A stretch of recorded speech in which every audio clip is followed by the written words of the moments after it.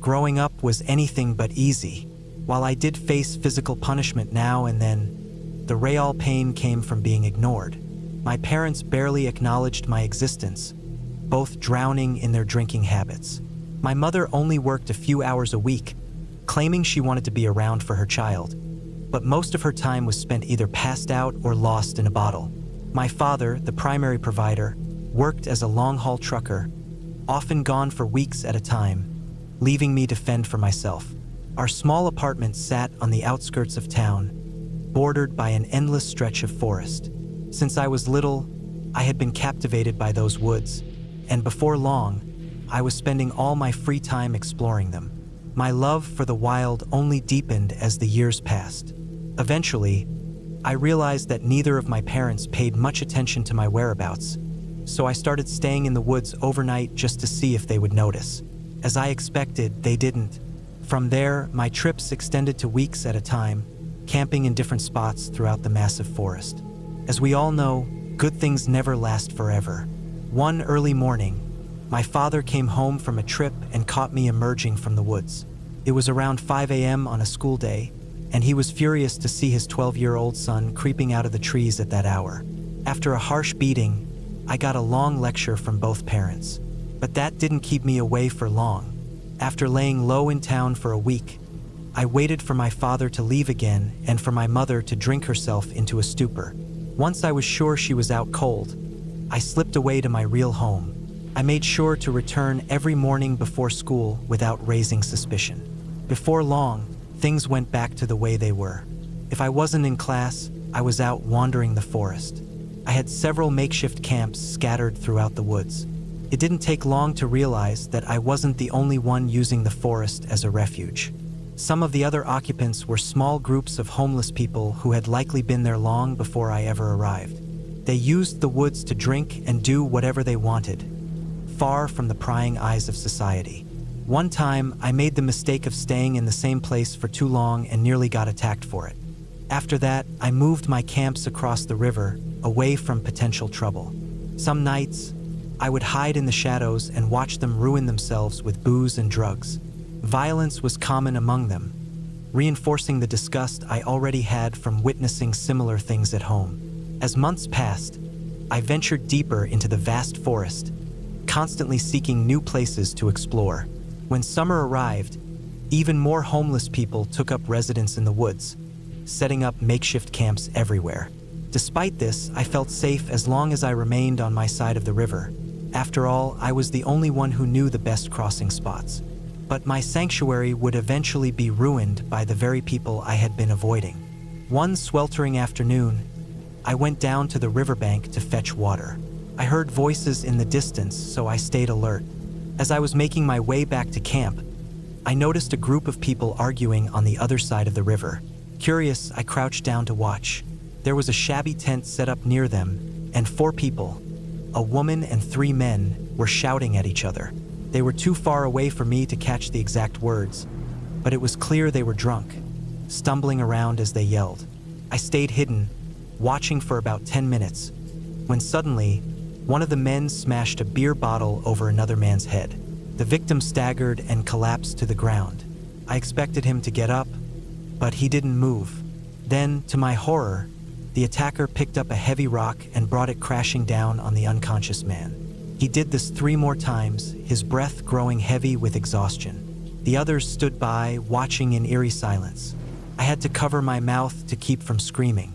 The woman then yelled something at the attacker and shoved him. He barely reacted, just standing over the man he had brutalized.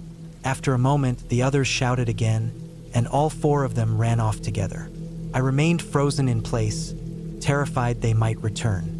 I waited for what felt like hours before daring to move. The man on the ground never got up.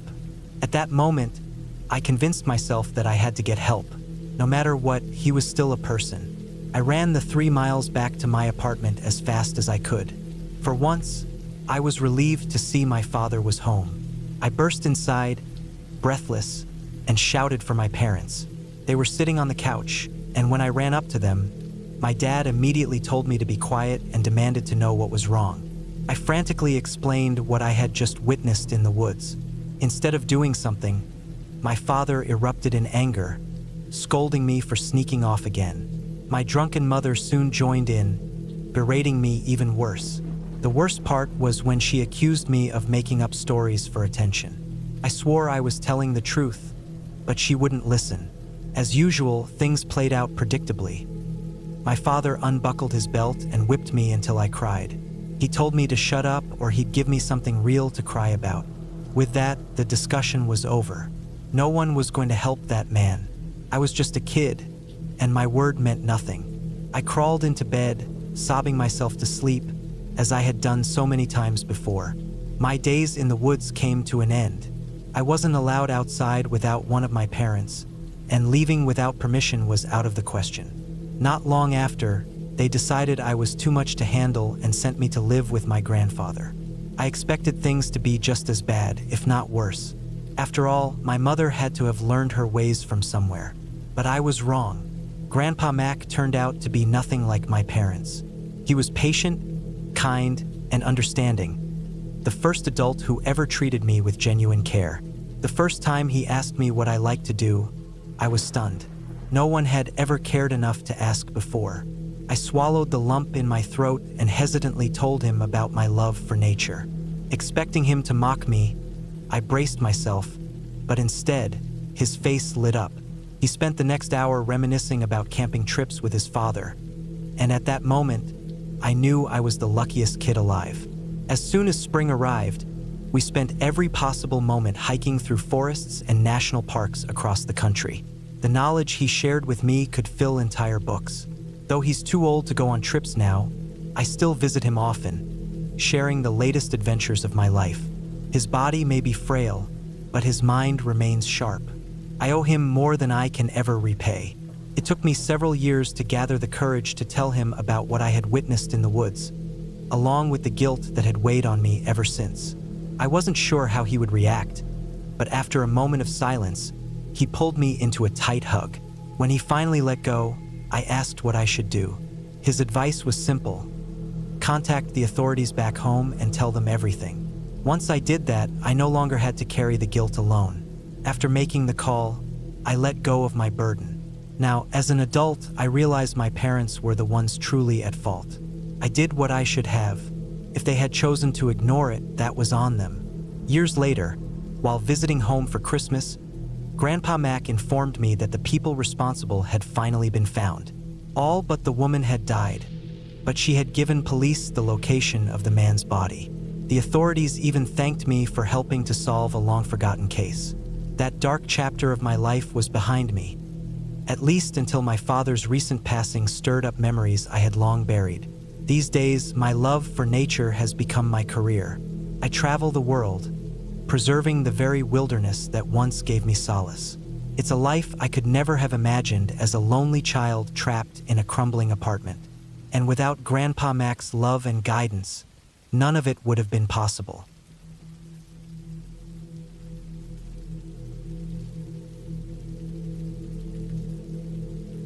I'm not exactly sure who came up with the plan first, but by the time the sun set, we had decided on the destination and date. I had gone camping plenty of times before, but I was fairly certain neither Eric nor Nate had.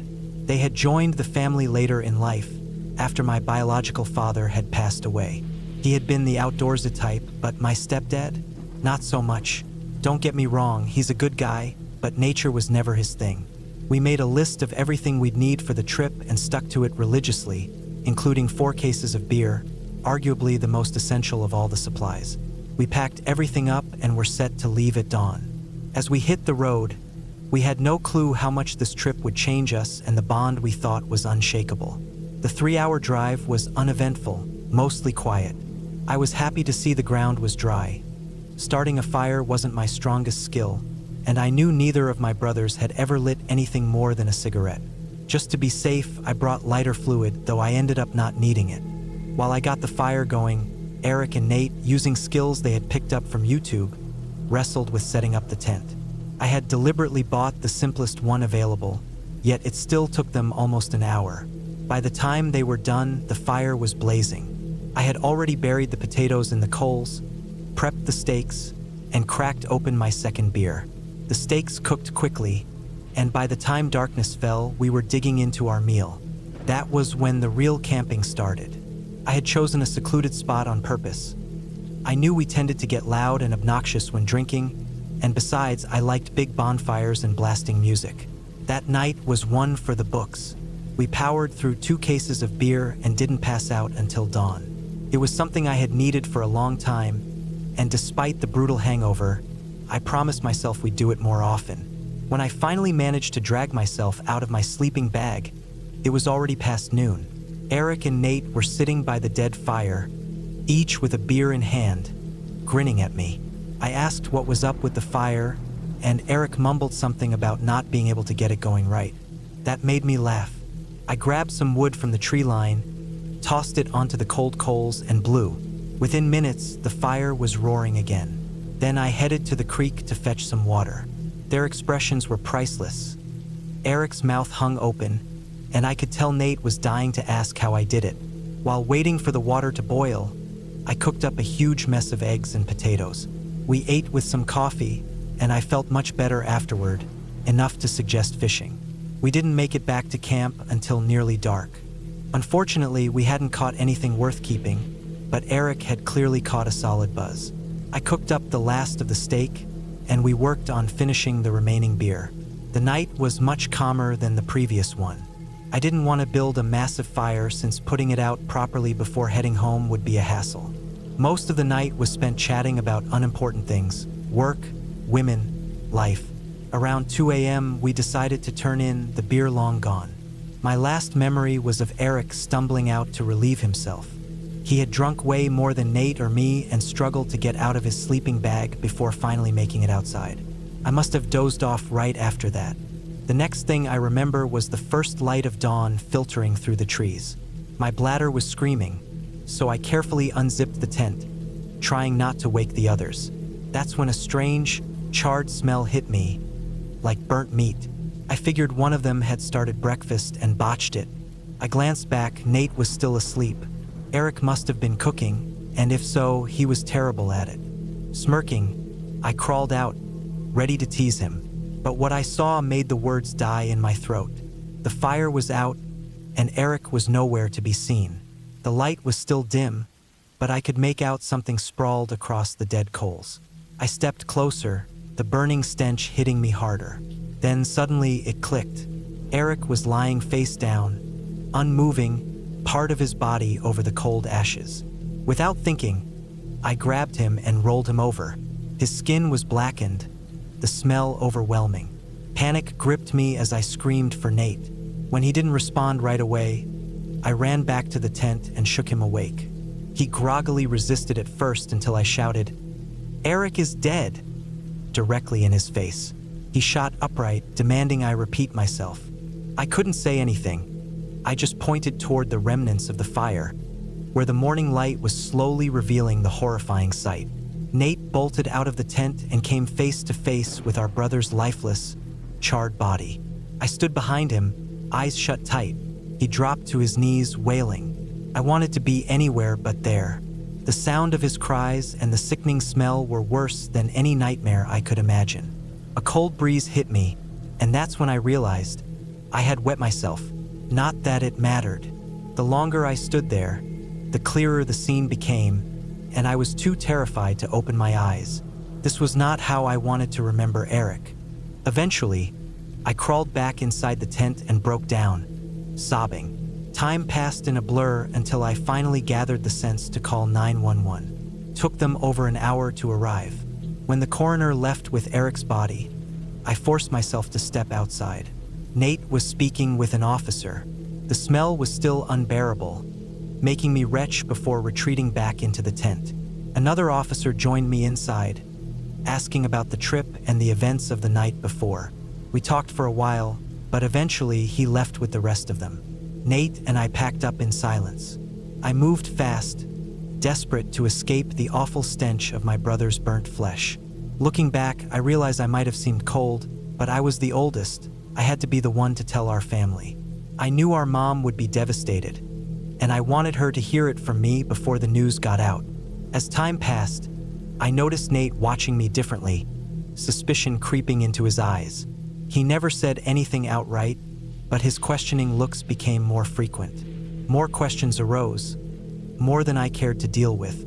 I had assumed Eric had simply been too drunk, had tripped, or passed out near the fire. But when the medical examiner's report came back, things didn't add up. His body was covered in bruises.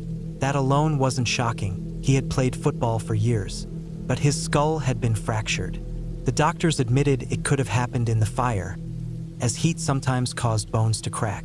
Still, Nate became convinced I had something to do with our brother's death. I had my own doubts, too. I had seen Eric and Nate argue before, always stopping when I walked in. I had no proof of anything, but now wasn't the time for more division. Our mother needed us. If she found out we distrusted each other, it would break her, maybe even kill her. For her sake, and maybe for Eric's. I'm determined to keep us together, but I can't let go of my suspicions either. If there was more to Eric's death than a drunken accident, I owe it to him to uncover the truth, no matter how painful it may be. He was my brother, too.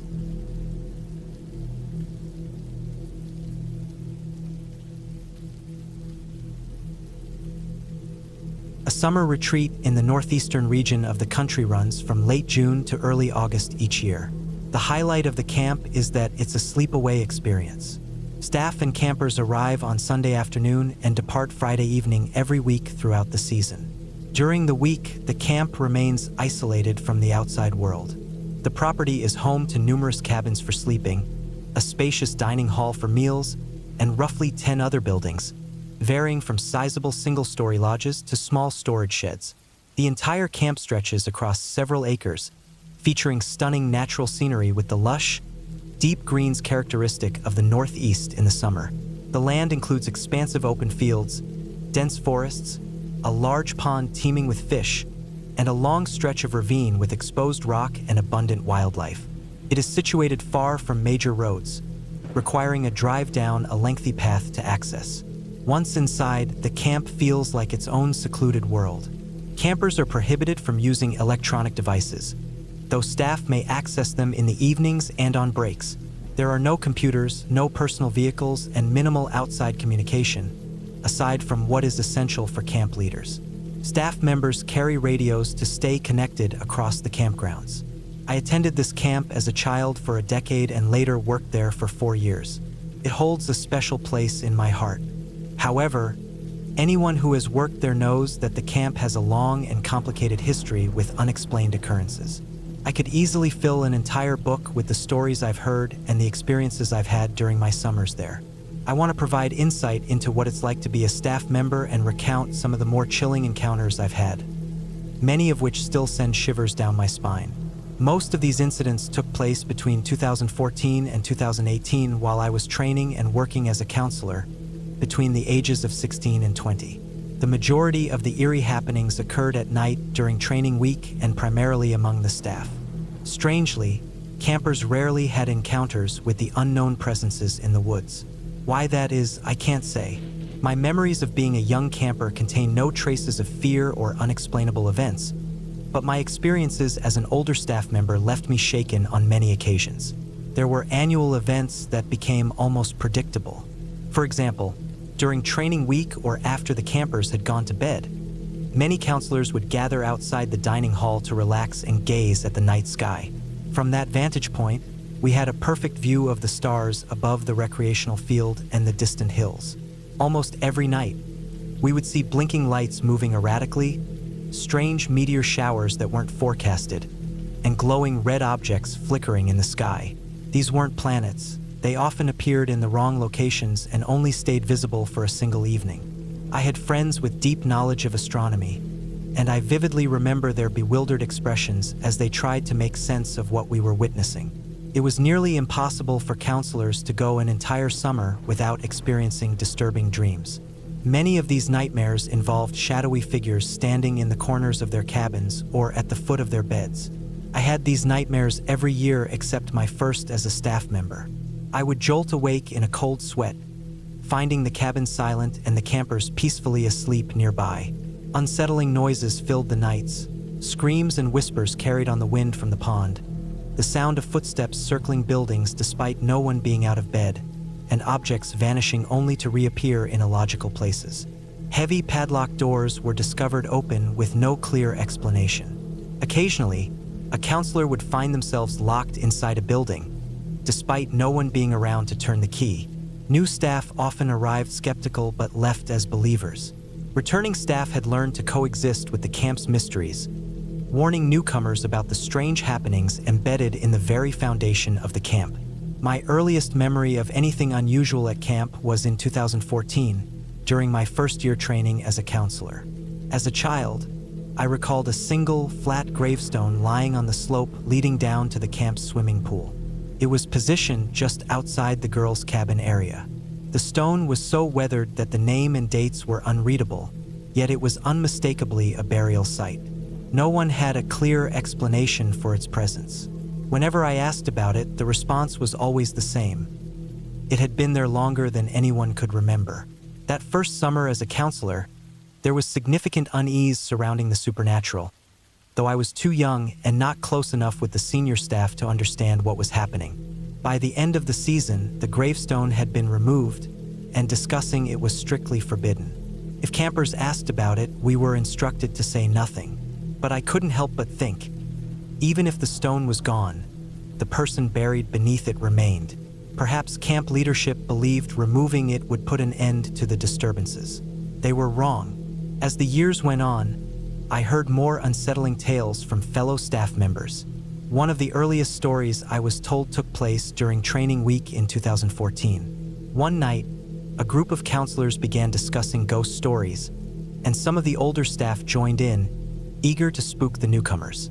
One counselor, whom I'll call Gadget, spoke of the two most infamous spirits of the camp. The first was the ghost of a young boy who could be seen darting across the recreational field, appearing as a shadowy figure illuminated by the glow of streetlights from the dead-end road bordering the camp. According to legend, he had chased a ball into the street and was struck by a car. Now, he spent eternity running through the camp, startling those who caught sight of him. The second tale was of a woman in white. On certain nights, she could be seen standing on the porch of one of the few small houses beyond the road, facing the camp, motionless until dawn. Understandably, this terrified the first-year counselors, myself included. We were sitting under the bright pavilion lights near the recreational field, the same place these spirits were said to appear. Just as the fear set in, another senior staff member, whom I'll call Slag, shook his head at the stories. Later that night, he pulled me aside and took me up to the top of a nearby hill, overlooking the field and road. From our viewpoint, he pointed out how the streetlights cast distorted shadows across the grass. One particular shadow, created by an electrical box on a light pole, formed the silhouette of a child mid-stride. It was eerie how realistic it appeared. Slag also explained that the woman in white was nothing more than an oversized flag on a porch, catching the moonlight and swaying in the wind, giving the illusion of movement. Though relieved that these two stories had logical explanations, Slag grew serious. "Those may be tricks of the light, but that doesn't mean we're alone here," he told me.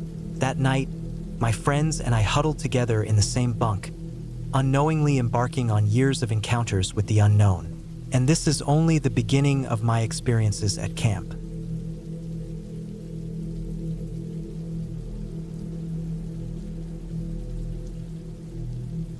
The arguments always started the same way. You'll never catch me setting foot in one of those national parks, packed with nothing but chubby tourists in giant campers. That was how he put it, and he liked it that way.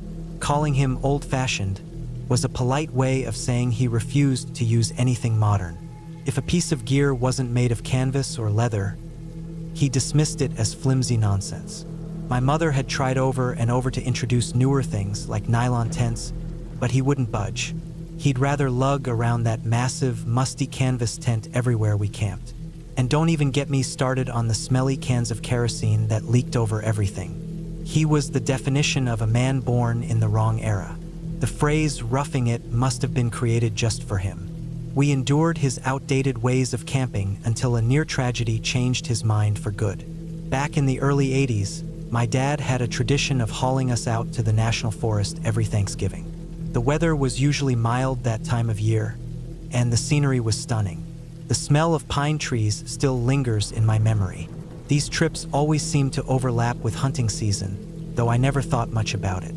I remember hearing that my dad used to be a hunter before meeting my mom. I suspect she put an end to that, and this was his way of rebelling.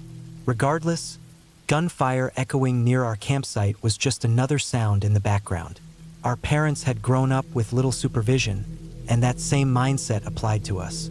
My younger brother, Matt, and I roamed the woods alone for hours. No one considered how risky it was for two kids to be wandering around with so many eager hunters nearby. It was normal for us to head out at sunrise, play until lunch, then disappear again until dinner. We had done it forever, and no one thought twice about it. On one particular Thanksgiving, we spent the entire day running and crawling through the underbrush. It was the height of the action movie craze, and Matt and I were obsessed with dressing up in camouflage and playing war. His birthday had been just a few days earlier, and he got a set of toy walkie-talkies. Looking back, they were cheap junk, but we thought they were the best thing ever. After lunch, we headed back into the woods. I don't recall exactly what I was doing at that moment, but I knew Matt was sneaking up on me. I was sitting on a fallen tree when I suddenly heard a loud crack, immediately followed by a sharp whistling past my head. Instinct took over, and I dropped flat onto the ground, waiting for another shot. I had no clue what was happening, but something told me to stay put. No more than 30 seconds later, I heard a faint moaning sound in the distance. I realized Matt wasn't there, so I called him over the walkie-talkie. No response. But then I heard something else. A voice, barely audible, saying my name. I called again, still no answer. Now I was scared, unsure of what else to do. I shouted his name, telling him the game was over and he needed to answer me. I couldn't tell if he was messing with me or in serious trouble. I listened carefully, but only the rustling of leaves broke the silence. I moved toward the sound, stopped, and listened again. Nothing. I called out one more time. This time, the rustling happened again, followed by another weak moan. I ran about 20 yards in that direction before stopping. The sound came again, just to my right, and very close. I couldn't see anything, so I dropped to my stomach and scanned the ground. A few feet away, I spotted the sole of a sneaker. It had to be Matt's. I rushed to the bush he was lying under, and the sight still haunts me to this day. There was Matt, staring at me with sheer terror in his eyes. Just below his arm, blood was pouring from a hole in his side. The shock of it all nearly paralyzed me, but I forced myself to stay calm. I didn't want to scare him more than he already was. If I had been older, I might have known better how to move him safely, but instead, I just scooped him up. He was too heavy for me, but I was determined to get him help. I carried him as far as I could, maybe 100 yards, before exhaustion forced me to stop. He must have been in agonizing pain because he begged me to leave him and get help. His voice was so weak that I almost lost it right there, but I held it together and ran the rest of the way back to camp. The moment I burst into the campsite, my mother knew something was wrong. She screamed for my dad. He stepped out of the tent, took one look at me, and asked, "How bad is it?" I was too winded to answer, so I just pointed toward where I had left Matt. My dad didn't hesitate. He sprinted off in that direction. By the time I caught up, he had already picked Matt up and was heading back toward camp. The drive to the hospital was a blur. Mom sat in the back seat, talking to Matt the whole way, telling him to hold on. I pressed my shirt against his wound as tightly as I could. What should have been a half-hour drive took us less than 20 minutes. The doctors rushed him into surgery within the hour. The next 3 hours were agonizing. I was in shock, but my parents handled everything with a calmness that, looking back, I now realize was forced. As a parent myself now, I understand that they were anything but calm. It was after midnight when the doctor finally gave us an update. It had been a very close call. I only learned later that Matt's heart had stopped more than once during surgery. But the good news was that he had a strong chance of making a full recovery. The police arrived at dawn to investigate. Now that the immediate danger was over, I broke down several times while recounting what had happened. That was the first time it hit me that I could have been shot, too.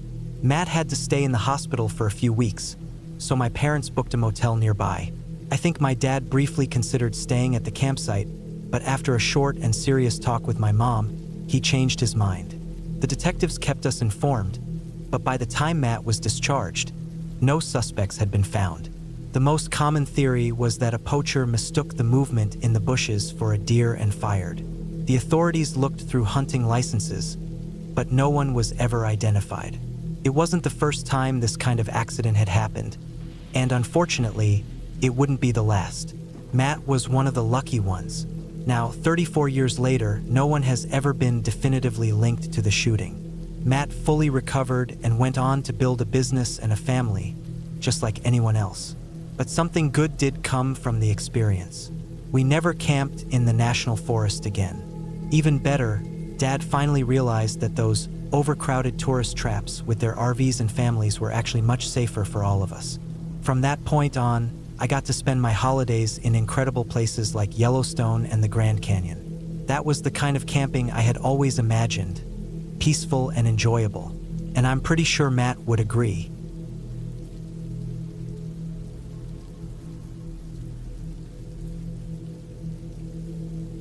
When I was younger, we used to camp on a small piece of land in northern Pennsylvania, where many of my dad's relatives had little cabins. It was deep in the woods on private land, and nearly everyone around was family in one way or another.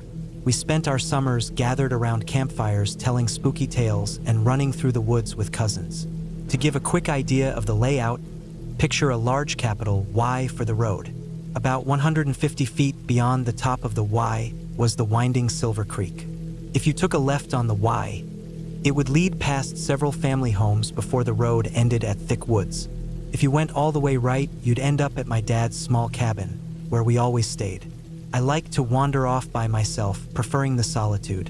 One afternoon, just as I was about to do that, my cousin asked to tag along. She was 14 years older than me, a big kid at heart, and hard to intimidate. At the time, she had short blue hair, was covered in tattoos, and stood nearly 6 feet tall. She was fine with going deep into the woods, admitting she wanted to join me so she could sneak a smoke without my strict grandfather catching her. I had never smoked and wasn't interested when she offered me a hit, still wary of anything like that. The end of the road turned into a rough dirt trail that led into the trees, following the creek that ran about 150 feet above it. If you walked toward the water, the land sloped downward. A few miles in, there was one of those eerie, unexplained staircases leading to nowhere.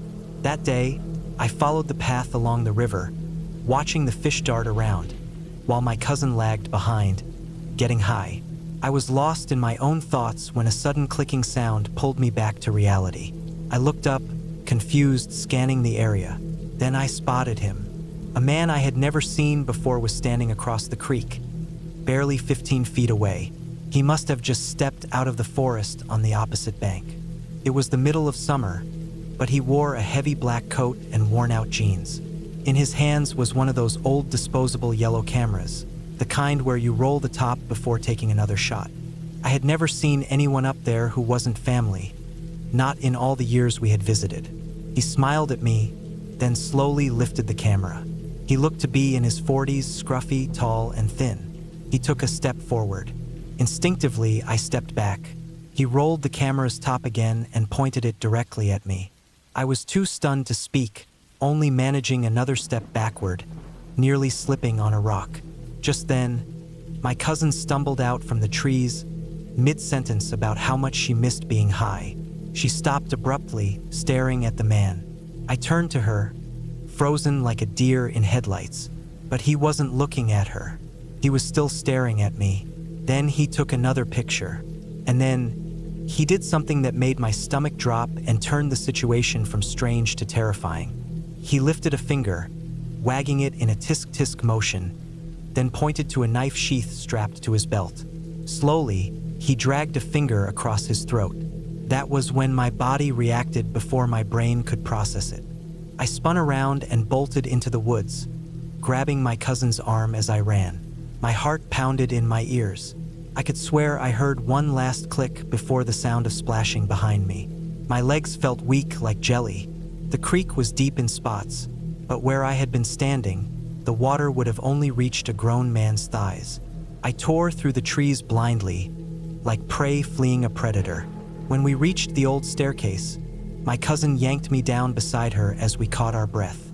I covered my mouth, trying to stifle my wheezing. The trees were too thick to see the creek from where we sat, but even with my racing heartbeat, I heard branches snapping, something large crashing through the forest. I was terrified. The path back home wasn't straightforward. It twisted through dips and rocky patches, forming an uneven S-shape. It was littered with stones, making it easy to trip or twist an ankle. And we always had to be careful of snakes. My legs and arms were already scratched up, and fear kept me frozen. My cousin grabbed my arm and pulled me up, urging me forward. I didn't make it far before my foot caught on a branch, and I crashed headfirst into a tree. Pain exploded in my mouth as I tasted blood. I had bitten my lip in the fall. Dazed, I scrambled to a tree as my cousin ran back to me, dropping to her knees, whispering frantically. My ears were ringing, my head spinning. I could barely register what she was saying. She wouldn't let me stay still. Half dragging me, she forced me forward. I limped as fast as I could, and the rest was a blur until we burst out of the woods onto my family's land. Most of the cabins were empty at the time, so we didn't stop until we reached my grandmother's house. I ran inside, sobbing. No one locked their doors up there, but my grandmother took one look at me and my cousin, both scratched up and shaken, and immediately called for my grandfather. He grabbed his rifle. My cousin barely managed to explain what had happened, leaving out the part about getting high. My grandfather and the other men grabbed their guns and started checking the area while warning the rest of the family. There was no cell signal on the mountain, so calling the police wasn't an option. Even if someone left right away, it would take them more than an hour to get to town. And by then, it would be dark. The roads leading up were so winding and steep that no one in their right mind would try driving them at night. When my father eventually heard about it, he came over and immediately dismissed our story. He insisted that my cousin had gotten high, and I had panicked over some random fisherman trespassing. He said we probably startled the guy as much as he had startled us. He even suggested I imagine the camera or that he had chased us. My cousin was furious. She shouted at my dad, insisting I was a good kid and had done nothing wrong. They started screaming at each other until my grandmother stepped in, telling them both to grow up. Even though the men searched the woods, they never found any sign of the man we saw. That night, for the first time in years, everyone on the mountain locked their doors. To this day, I wonder if I'm part of some eerie collection of photographs. But considering what could have happened if I'd been alone like usual, I can live with that.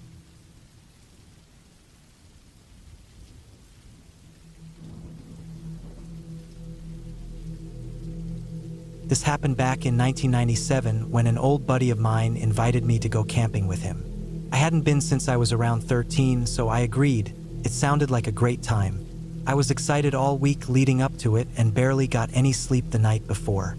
He picked me up just past 5 a.m., and we drove nearly 100 miles to the national park. I managed to doze off a little in the car, so I felt a bit more rested by the time we arrived. That's when he dropped the bad news on me. We still had another 2-hour hike ahead before reaching the campsite. I tried to talk him into picking a closer spot, but he swore it would be worth it once we got there. With a bit of reluctance, I followed him. The first 30 minutes weren't too bad, mostly downhill, but as time passed, I started feeling sluggish. We took a short break at the halfway point, but before I knew it, we were back on the trail. The second stretch was a lot more uphill, and it wasn't long before I was dragging my feet and not paying much attention to where I was stepping. Eventually, we reached a flat area, and I was relieved. My friend was ahead of me and somehow missed the trap, but I didn't. All I remember is 1 second I was walking, and the next I was hitting the ground hard. The impact at the bottom jolted me awake, and the rush of adrenaline masked most of the pain. As I tried to stand, my right leg gave out, and I collapsed onto a sharpened stick jutting from the ground. Apparently, there had been several wooden spikes in the bottom of the pit, but many had been knocked over. Thankfully, when I looked down, I saw that my leg had taken the worst of it. My shin bone was sticking out. Instinctively, I yanked the stick from my leg, but the pain was so intense it made me nauseous. I looked up to get a sense of my surroundings and saw only the sky framed by trees.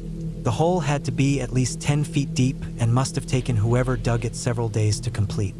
I yelled for my friend, and soon his grinning face appeared over the edge. He hadn't realized how badly I was hurt yet, but as soon as I told him, the laughter stopped and turned into full-blown panic. I asked what had happened, and he told me it looked like some hunters had dug a trap, probably for wild animals, and I'd fallen into it. I figured he could just reach down and pull me out, but that didn't work. He then tried using a tree branch, and while that almost worked, the pain was too unbearable for me to put any weight on my injured leg. It became clear that I wasn't getting out without outside help. It was still early in the day, so I wasn't too worried. I could hear my friend pacing above, freaking out, so I called up to him as calmly as I could and told him to get help. The ranger station was only about an hour's walk back the way we had come. He could get help and be back before dark.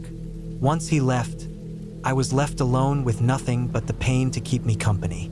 It came in waves, and the nausea made things worse. I considered making a splint, but as soon as I tried tightening it, I nearly passed out. Leaving it alone seemed like the best option. I put my head between my knees and waited for the dizziness to pass. Eventually, I started focusing on other things to distract myself. Singing helped for a bit, until I heard thunder and noticed the sky darkening. A little rain wouldn't kill me, right? I should have thought that through. At first, it was just a light drizzle, but within minutes, the rain was pouring down. I was fine until I noticed the water pooling at the bottom of the hole.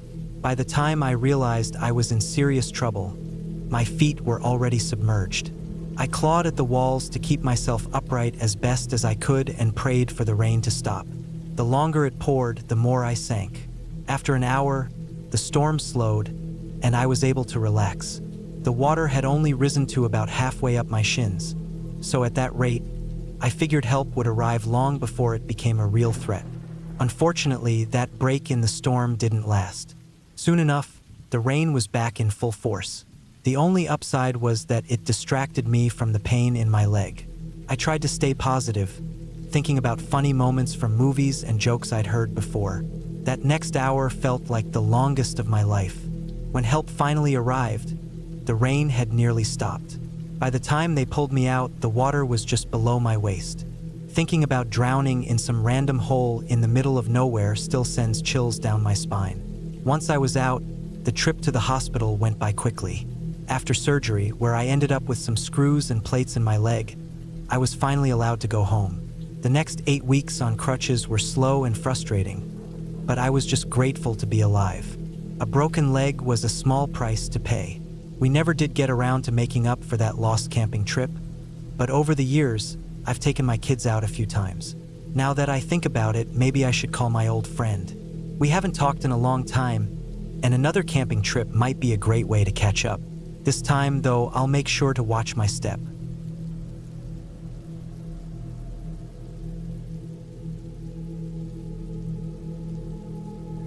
I'm a 14-year-old boy currently living in Albuquerque, New Mexico. This happened about half a year ago during an overnight hike in the Manzano Mountains, roughly an hour southeast of the city. I won't mention the exact trail because I've learned from experience that sharing details online brings unwanted attention.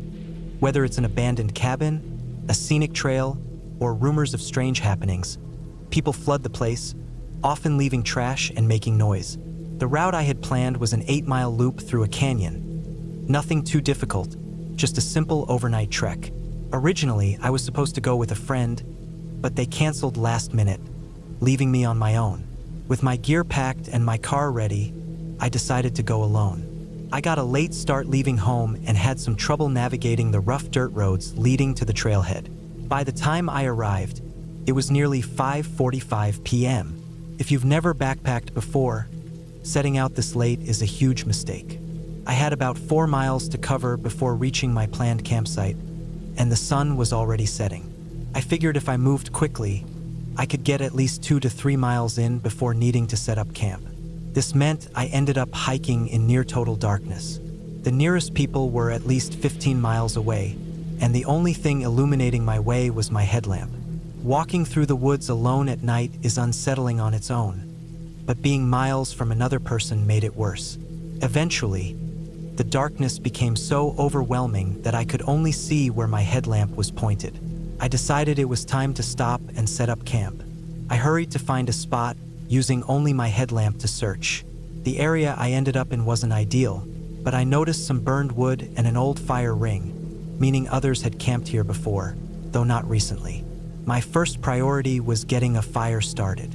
I managed to find enough dry wood and got a flame going, then set up my tarp shelter. Feeling somewhat settled, I pulled out a can of beef stew and placed it near the fire to warm up. At this point, the uneasiness I had felt earlier had mostly faded, though it still lingered in the back of my mind, a normal side effect of camping alone in a remote area. To help you understand what happened next, I need to describe my setup. My campsite was a small clearing surrounded by tall pine trees, with the trail about 30 feet to my left. When you have a fire going in the wilderness, it creates a circle of light, and beyond that, everything is swallowed in complete darkness. I was sitting near the fire eating when a small rock, about the size of a marble, suddenly landed in my camp. I froze. I was absolutely sure I was the only person on the trail that night. My head jerked up, and I shined my light toward where the rock had come from. But the trees and brush were thick, and my beam could only penetrate about 10 feet ahead. For the next 15 minutes, I sat there in disbelief, scanning the dark tree line, trying to make sense of what had just happened. I didn't dare wander too far from the fire, though I knew it only gave me a false sense of security. After a while, I convinced myself I had somehow kicked the rock, or maybe it had fallen from a tree. I shook off the nerves and forced myself to sleep, completely unaware of the terror waiting ahead. I woke up to the sound of leaves rustling. It was so faint that if I hadn't been listening for it, I wouldn't have noticed. In my half-asleep state, I assumed the noise was moving away, so I reached for my small flashlight, which I had set down beside me before falling asleep. But the more I felt around, the more alarmed I became. It was gone. I sat up in my sleeping bag, unzipped my tarp, and peered outside. That's when I saw it. A dim light in the trees about 15 feet away. My flashlight was lying on the ground in a pile of leaves. This was one of the only times in my life I genuinely thought I might lose control of my bladder.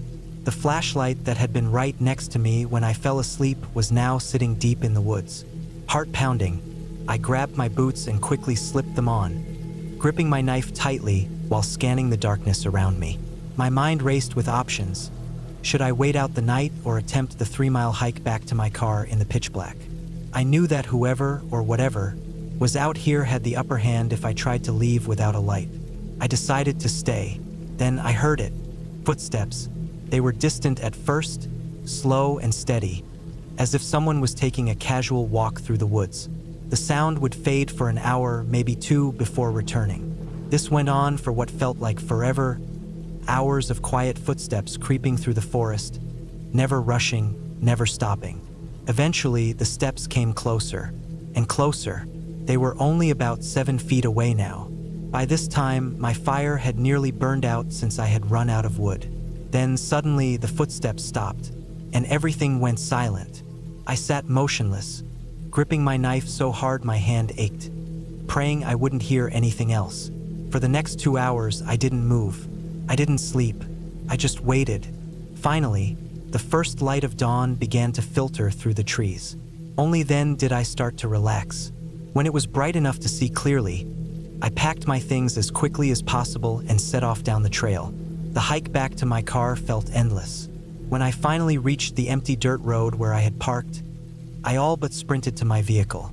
Fumbling with my keys, I jumped in, locked the doors, and started the engine. I didn't stop driving until I had put at least 20 miles between me and that mountain. Eventually, I pulled into a gas station in a small town outside the forest. I went inside, grabbed an energy drink, and stood in line, mostly just to see another human being, to remind myself that I wasn't alone.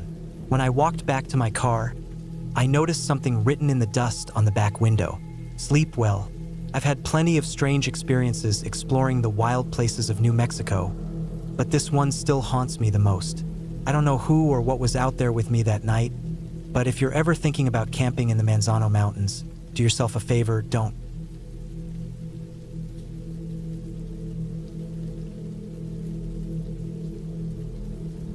My childhood friend and I have known each other since we were toddlers, growing up on the same street, and even now we still live close by.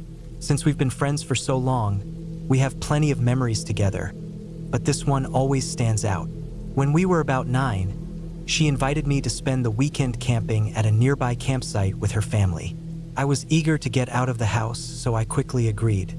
We arrived pretty late, around 10 p.m., and thought it would be fun to play a prank by hiding in the bushes and jumping out to startle people. It was all in good fun. Some people laughed and kept walking, thinking we were just silly kids. But then, we jumped out at one particular man, and his reaction left me unsettled. Unlike the others, he didn't look surprised at all. Instead, he just stared at us and gave us this creepy, unsettling grin, one that instantly made my skin crawl. Since it was dark, I couldn't make out many details about him, but he appeared to be a white man in his late 40s, about 6 feet tall, medium build, and reeking of cigarettes and alcohol. My friend, we'll call her Anna, felt uneasy too. For a few moments, he said nothing, just grinning at us in a way that made me want to run. Then, he finally spoke. "You really shouldn't sneak up on people like that. It's a bit naughty." That was enough to send a chill down my spine. He kept staring at us as he spoke, his gaze moving over us in a way that made me feel frozen in place. Anna quickly grabbed my arm, muttered a nervous sorry, and pulled me away as we ran back to our tent. The next day went by as usual. By the time the sun was setting, we decided to run around the campsite, just being kids. As we played, we suddenly heard a voice from up on a nearby hill shout, "Yahoo!" We looked up but didn't see anyone. Without thinking, I called back, "Yahoo!" in return. That's when we saw someone walking toward us from the hill. You guessed it, it was the same man from the night before. This time, I wasn't as scared since I was in a good mood, so I didn't think much of it. As he got closer, he called out, "Where are your parents?" Anna responded, "They're at our campsite." The moment she said that, the creepy grin spread across his face again. "Well," he said, "it's getting dark. Why don't I walk you back?" A weird feeling crept over me. Something felt off. Anna and I both hesitated before saying, "No, that's okay. It's not that far." But he didn't back off. Instead, he said, "Oh, well, I have 2 kids and they have bikes you can borrow. They're up at my campsite. Come with me and I'll show you." I didn't want to go, but I also didn't want to seem rude, so I hesitated. Before I knew it, we were following him up the hill, trailing a few steps behind. Every few seconds, he glanced back at us with that same disturbing grin. After about half a minute, we reached his campsite, but there were no kids, no bikes, nothing but his trailer. A deep sense of dread hit me. Something wasn't right. Then, he told us to wait outside while he went inside to get something. The moment he stepped in, I turned to Anna and whispered, "We have to hide." We both realized that if we tried to run back, he could easily catch up to us. So instead, we darted into the nearby bushes, crouching down and holding our breath. A minute later, the trailer door slammed open and he stepped out, not with bikes, but with a roll of duct tape in his hands. My heart started pounding. Even as a kid, I knew what that meant. My parents had warned me about dangerous people, and I had seen crime shows where bad things happened to kids who went off with strangers. His face was different now. No more grin, just pure anger. He looked around, scanning the area, his eyes passing right over the spot where Anna and I were hiding. After a few moments, he let out a frustrated growl and stormed back inside. The second he was gone, I grabbed Anna's hand and we ran. We didn't stop until we were back at our own campsite, out of breath and too scared to say a word about what had just happened. That night, we went straight to bed, both pretending nothing had happened. We left the campsite the next morning, and for years, we never talked about it. It wasn't until recently that the memory resurfaced, and I realized just how lucky we were. Nothing ever came from that experience except for years of nightmares.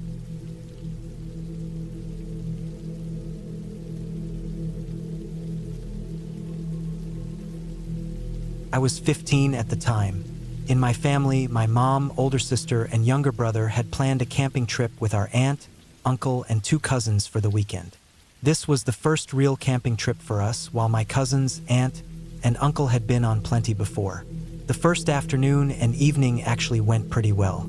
To my surprise, I had a lot of fun. But later that night, around 10:30, my cousins, my sister, and I were settling into our tent. We were lying in our sleeping bags when we suddenly heard footsteps circling around our tent. Feeling a little uneasy, we sat up and realized that whoever was outside was holding what seemed to be a stick, dragging it along the fabric as they walked around. At one point, my sister reached her hand out and pressed against the tent's fabric. She felt a leg. We knew it wasn't our mom because she had a trach, and her breathing was deep and distinct. It wasn't our little brother either, since he was only 4, and we could tell by the sound that the footsteps belonged to an adult. Our cousin mentioned that it was probably their dad, who liked to mess with people at night. Wanting to be sure, we peeked through the small window in our tent, which faced the road near our campsite. That's when we saw our aunt and uncle walking back from the bathrooms. My cousins, sister, and I started to put the pieces together. Whoever had been outside our tent wasn't family. It was a complete stranger, and the only thing separating us from them was a thin layer of fabric. As our aunt and uncle got closer to our campsite, we called them over and quickly explained what had just happened. The noises stopped after that, and we figured the person must have run off when they saw the adults approaching. My cousins and sister were still pretty shaken up, but I was so tired that I didn't fully process how terrifying it was until later. The rest of the trip went as smoothly as it could after that, and I tried my best to enjoy it. But the worst part? No one really believed us. Our aunt, uncle, and even my mom laughed it off, saying we were just being paranoid. Since my cousins, sister, and I loved anything spooky, conspiracy theories, scary stories, urban legends, they assumed we had let our imaginations run wild. Even now, it still bothers me. We never found out who that person was or what they wanted.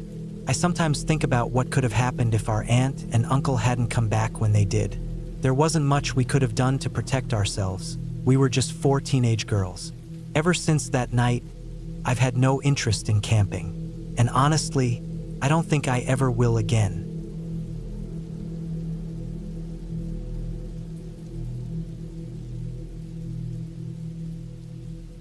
I was diagnosed with type 1 diabetes when I was around 6 years old. During that time, I attended a day camp for kids with diabetes. My mom would drop me off in the morning and pick me up around lunchtime. I remember taking part in many activities like fishing and playing Twister, but the one that stands out to me the most is swimming. Swimming stands out because when I was about 6 years old at camp, there was a teenage male counselor. I can't recall his name, so let's call him Jake. Jake had a split tongue, and whenever I was in my swimsuit getting ready to swim, he would stare at me with an unsettling look in his eyes. As I walked past him while he sat in a booth, he would always comment on how nice I looked and wink at me. He also tried to get me to go places with him where no one else was around. As a kid, I never went anywhere alone with people I didn't know well. I was a quiet, small child. One day, while I was swimming with my group, my counselor told me it was time to go inside. I was having a low blood sugar episode, so I refused. When my blood sugar is low, I tend to get stubborn. The next thing I knew, I woke up in the camp's infirmary. I had passed out in the pool from low blood sugar, and the lifeguard had pulled me out and performed CPR. As I was walking out, I saw Jake. He asked me if the lifeguard had done mouth-to-mouth on me and said it was hot if she had. That day, when my mom came to pick me up, I told her I didn't want to return to camp because I was homesick. That wasn't the real reason. I lied because I didn't think she would believe a child over an adult. Years later, in 2019, I finally told her everything. She apologized and asked why I hadn't told her sooner. I explained that I had been too scared that no one would believe me. I don't know if that man remembers what he did, but I hope he never harmed any other children.